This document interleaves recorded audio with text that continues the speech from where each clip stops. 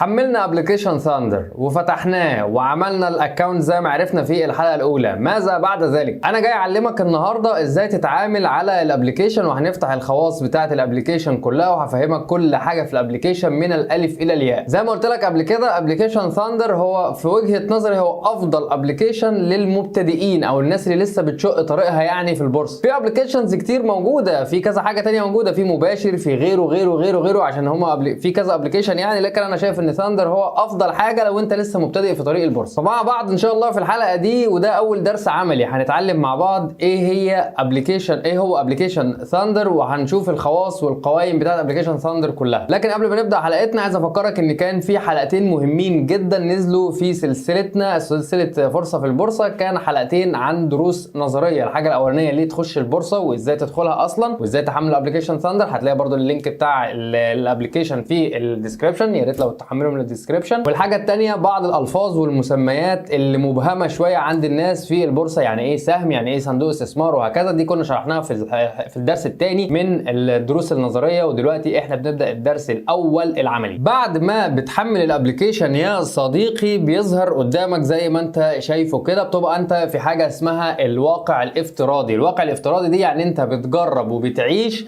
على التجربه الخياليه، ان انت لسه مش بتتداول بشكل رسمي. الابلكيشن كان بيديلك فلوس، يعني انا لما دخلت كان بيدينا 100,000 جنيه كده احتياطي يعني، او يعني نقدر نقول ايه يعني تخيليه. يعني تخيل ان انت معاك 100,000 جنيه وان انت بتلعب بيها في البورصه، في الاسهم بسعرها الحقيقي بكل حاجه. انت بتتدرب، بتعرف ازاي تشتري، بتعرف ازاي تبيع وهكذا. فانت بتفضل قاعد في الواقع الافتراضي ده لمده 15 يوم، بتفضل قاعد في مدته شهر على حسب ما الورق والتكويد بتاعك بيخلص. كنت قلت لك برده في الحلقه الاولانيه انت بعد ما بتحمل الابلكيشن وبتعمل عليه الاكونت بتاعك، بتعمل عليه الحساب، بيجي لك العقد، بتمضي العقد، بيقعد التكويد بتاعك او بيقعد التفعيل بتاعك حوالي 15 يوم او شهر على حسب الضغط اللي بيبقى موجود طبعا عندهم، على حسب المحافظه، على حسب ما بيجي لك الورق، وفيها بنود كتير. لكن في الاخر ان انت بتتكود وبترجع ان انت تشتغل بقى وتحط فلوس بالمعنى الحقيقي. لكن لغايه لما تحط فلوس بالمعنى الحقيقي تعالى نتكلم كده بالراحه ونشوف الابلكيشن بيتكلم عن ايه. فزي ما انت شايف كده قدامك يا صديقي، بتبدا عندك الشاشه اهي قدامك. اهلا معتز، ده طبعا بالاسم اللي انت بتبقى مسجل بيه، تاريخ النهارده، قيمه الاستثمار اللي هي طبعا بتبقى انت زي ما انت فاهم، زي ما قلت لك ان هي بتبقى قيمه تخيليه 100 كده وكده. يعني احنا بنلعب مع بعض ايه ب 100,000 كده، تشوف انت عايز تعمل بيهم ايه. والاستثمارات بتاعتك بتبقى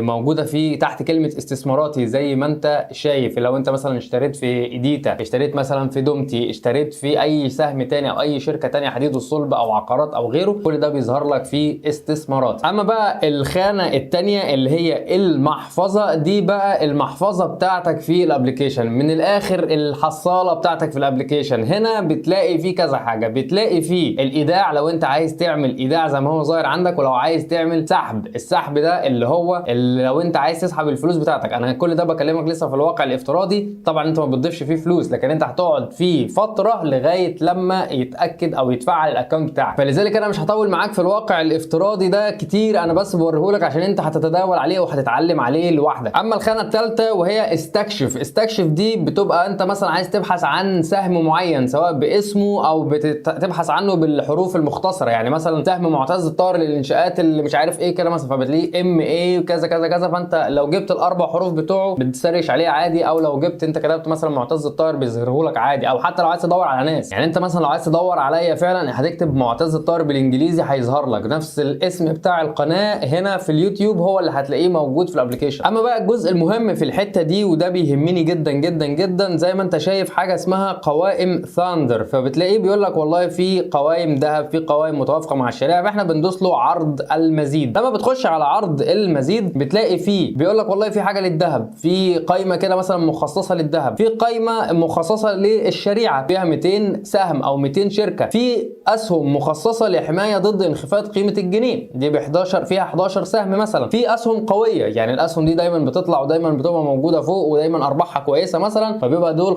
فيها 15 سهم. صناديق الاستثمار عنده 6، البنوك عنده 88، حاجات الصين عنده 44، الامن المعلوماتي 46 وهكذا وهكذا وهكذا. زي ما انت شايف قدامك هو بيقسمها لك زي كاتيجوريز او بيقسمها لك قوائم وتصنيفات لو انت عايز تخش في مجال معين انت فاهم فيه مثلا، او عايز تجرب فيه او حابب ان انت تخش فيه. فيا سيدي مثلا انا كل ده بكلمك في الواقع الافتراضي، لان الواقع الحقيقي حاجه ثانيه هوريه لك برضه دلوقتي. فوالله يا سيدي انت دخلت مثلا متوافق مع الشريعه، فبيقول لك في حاجات مثلا زي سهم ابو قير الاسمده. طبعا عايز اوضح حاجه مهمه جدا، ان احنا لغايه اللحظه اللي انا بصور فيها معاك دي صعب عليك ان انت تتداول في العملات يعني تتداول بعمله غير الجنيه. يعني انت لو عايز تتداول بالدولار ده لغايه دلوقتي، لغايه لما انا بصور معاك ده صعب، ده مش متاح. انت بتتداول بالجنيه المصري وبتتداول في الاسهم اللي عملتها بالجنيه المصري فقط، لكن الحاجات زي اللي ظاهره قدامك ان هي باليو اس دي اللي هو الدولار، لا ده مش متاح ليك. في الواقع الافتراضي ممكن، لكن في الواقع الحقيقي طبعا لا. عندك بعد كده البيانات، والبيانات دي مهمه جدا، بتعرف هل المؤشر ال30 وال70 وال100 هل الحاجات دي طالعه ولا لا. المؤشرات دي عشان برضو ما تشغلش بالك بيها كتير، انا مش عايزك تخش كده في كذا حاجه، بس المؤشرات دي لو المؤشر ده مرتفع يبقى اعرف ان النهارده في حاله صعود في الاسهم، لكن لو الاسهم دي او المؤشرات دي اسهم حمراء واسهم نازله، اعرف ان الاسهم بتاعتنا كلها خلال هذه الجلسه او خلال الجلسه اللي احنا قاعدين فيها كلها وقع. واما الحاجه الخامسه والاخيره وهي الحساب، بيبقى فيه الاشعارات مثلا بعت واشتريت، ده بيجي لك عليها. اتعلم مع ثاندر لو انت عايز تاخد كورسات او اللي انت عايز تاخد دروس مثلا اونلاين او اي حاجه زي كده، بيبقى فيه بعض النصايح يعني اللي هم بيقدموها لك. دليل الاستثمار دي هنتكلم عليها في الجزء الثاني، والاعدادات طبعا لو انت عايز تعملها انجليزي عربي هكذا هكذا هكذا، وكل ده اللي في الواقع الافتراضي حاجات بسيطه جدا. تعال بقى نروح للواقع الحقيقي، نبدا كده بقى مع بعض في الواقع الحقيقي. انا كده في الواقع الحقيقي بتاعي انا بتاع معتز الطاهر، فانا يعني بيقول لك ان النهارده تاريخ كذا، اخر تحديث انت عملته عشان تشوف الرصيد بتاعك كان الساعه 2 الا تلت النهارده. بعد كده بيقول لك بقى استثماراتي، فانت مثلا بيبقى ظاهر قدامك ان انت شاري في شركه اي سي اي بي، تبقى شاري في شركه عامر،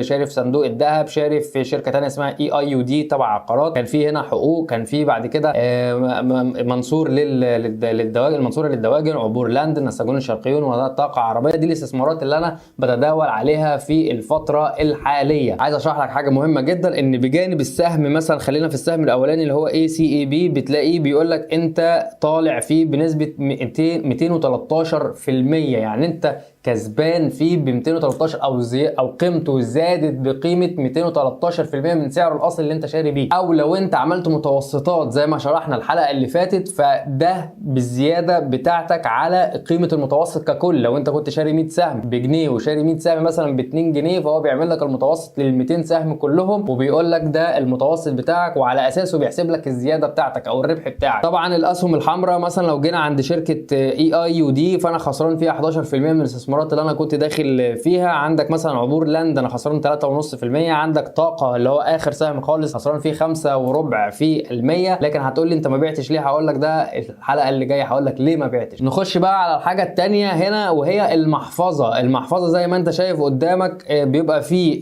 ايداع وسحب وعرض. عرض ده لو انا عايز اظهر الفلوس بتاعتي اللي موجوده على المحفظه بتاعتي او عايز اخفيها. لو دوسنا هنا على ايداع، فبيبقى معاك 3 طرق ان انت تعمل ايداع للفلوس بتاعتك: فودافون كاش، او عن طريق انستا باي، او عن تحويل بنكي. لكن انا هنصحك واقول لك استخدم فودافون كاش، استخدم فودافون كاش، ما تستخدمش انستا باي، لان فودافون كاش الايداع والسحب بتاعهم لحظي. يعني بمجرد ما تحط ال 500 جنيه بتسمع على طول في المحفظه عندك ال 500 جنيه دي بقيمه 290 295 حاجه كده، يعني ب 495 اسف، او 490 حاجه في الرينج ده، لان فودافون كاش بتسحب منها قيمه او مقابل. انستا باي بيقول لك والله هنستنى يوم عمل، واحيانا ممكن تتاخر كمان ليومين عمل. فانا برشح لك لو انت خدت فودافون فيبقى فودافون كاش. كنا سمعنا كلام ان لسه هتتفعل بقيه المحافظ الثانيه في الشركات الثانيه، لكن لسه لغايه دلوقتي. لكن فودافون كاش انا عن تجربتي عشان عملت ايداع كذا مره، ده افضل اختيار وافضل حل. بمجرد ما بتدوس على فودافون كاش للايداع بتكتب الرقم التليفون بتاعك عادي جدا وبيكمل هو الاجراءات سهله جدا جدا جدا. يعني بتحط الرقم السري بتاعك وبتتسحب الفلوس في لحظتها وبتسمع عندك في لحظتها. اما الحاجه الثانيه وهي السحب، لو انا عايز اعمل سحب للفلوس بتاعتي، فطبعا بيقول لك بالمحفظه. انا مثلا عندي دلوقتي 16 جنيه هم اللي موجودين في المحفظه، لان انا حاطط فلوسي كلها في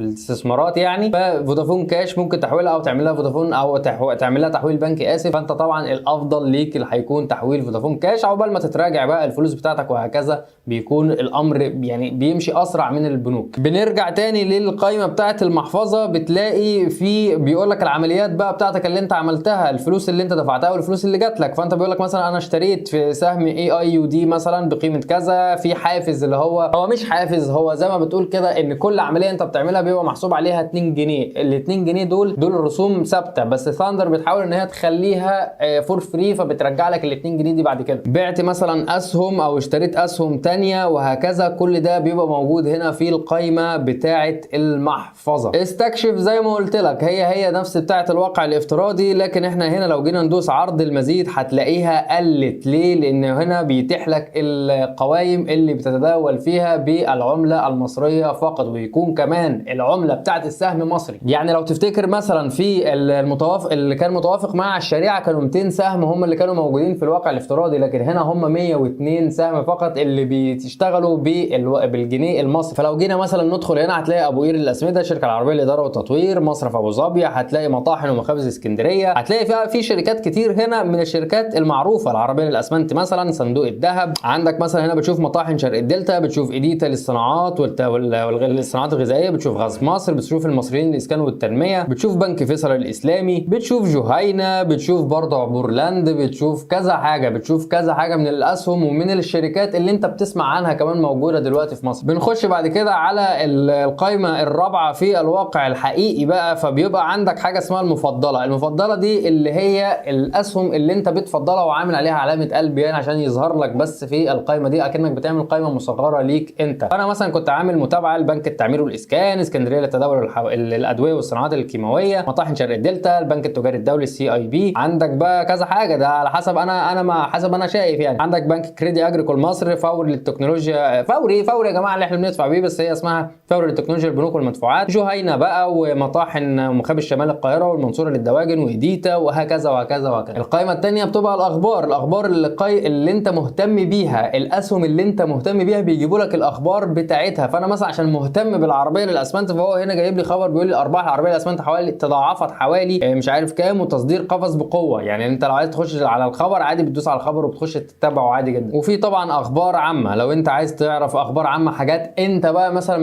مش متابعها. يعني مثلا القاهره للدواجن انا مش متابعها، بس هو بيقول لك القاهره للدواجن اعلنت عن زياده صافي ارباحها ب 333% في العقد الاخير. مثلا تخش انت مثلا تدور على الخبر او تدوس على الخبر هيوجهك للخبر على طول. نيجي بقى لاخر حاجه معانا النهارده وهي الحساب زي ما بقول لك كده. مثلا لو دوست على الاشعارات هيقول لك انت اشتريت السهم الفلاني او تم تنفيذ الطلب اللي انت عملته، تم الغاء الامر اللي انت عملته. في حاجات اسمها الكاس، لو انت عملت مثلا كذا بيعه او ضفت عندك كذا حد او كده، دي يعني حاجه تنافسيه كده يعني ما بيقولهاش قيمه قوي في الابلكيشن، بس حاجه كده تحفيزيه يعني. طبعا في حاجه اسمها الاشتراكات دي اللي هي الباقات اللي موجوده على الابلكيشن. كده الابلكيشن يا جماعه زي ما قلت لك هو فري وانت بتقدر تتداول عليه فور فري برضه، لكن في حاجات مثلا لو انت عايز تعرف سعر السهم بالتو باللحظه بالثانيه مثلا دي ليها ثمن، فبيبقى عندك بقى اختيارات تانية او بيبقى عندك باقات تانية لو انت بقى عايز تشترك في اي باقه منهم، فدي حاجه ترجع لك. لكن انا عن نفسي مش مشترك في اي باقه منهم، بتداول عادي جدا. دليل الاستثمار ده هيتفاعل معاك او هيشتغل معاك لما